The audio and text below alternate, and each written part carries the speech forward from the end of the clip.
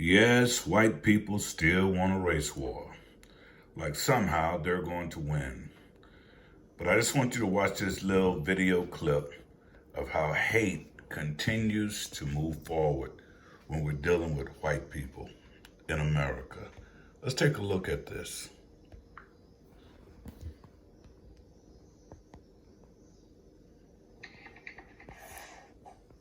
As we've watched these street protests night after night and the continued uprising against systemic racism and police brutality, it's hard not to keep thinking about something that I've seen on a bunch of protest signs in many different cities. Imagine all the many terrible things that have happened that just weren't caught on camera.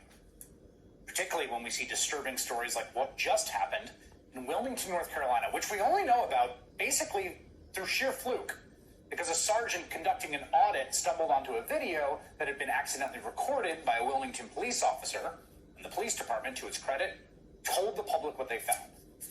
In the video, 3 longtime veteran Wilmington officers who've been on the job since the late 1990s, think about that, decades on the force, are heard saying some truly vile and racist things, with one of them flat out calling for a race war. This is a police officer who's been in there for decades. Quote, "We're just going to go out and start slaughtering them effing N-words. I can't wait. God, I can't wait." The officer adding that a civil war is needed to, quote, and I quote him here, "wipe them off the effing map.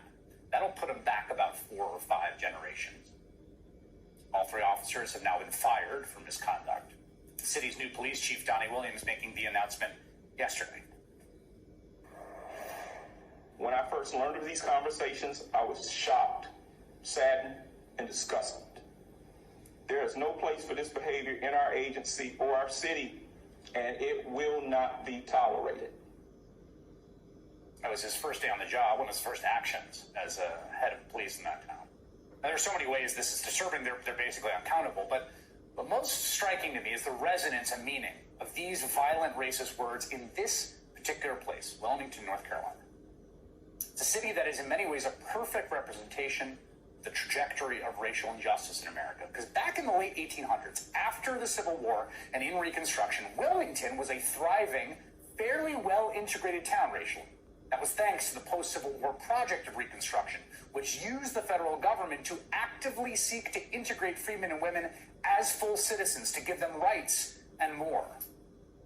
And then came what was arguably the only pure coup d'etat in U.S. history, when a white supremacist mob violently wrenched power, overthrowing the city government, killing at least 60 African Americans, slaughtering them, wrenching power back with terrorist, white supremacist, fascist violence to regain white supremacy, a key moment in the destruction of this nation's project of racial equality and reconstruction. And the system those racists built, that is a system upon which we now stand. To the point where in the year 2020, Wilmington police officers are fantasizing about a race war where they could shoot black people that would put black Americans back about 4 or 5 generations, back to what happened in that same city.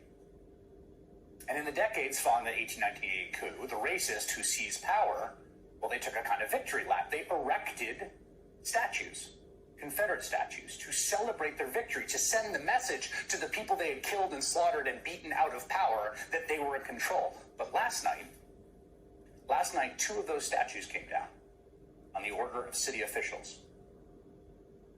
We are now in a moment we are seeing things brought to light that were buried before. At least some of us are seeing things that were brought to light buried before. Many Americans have been seeing it the whole time.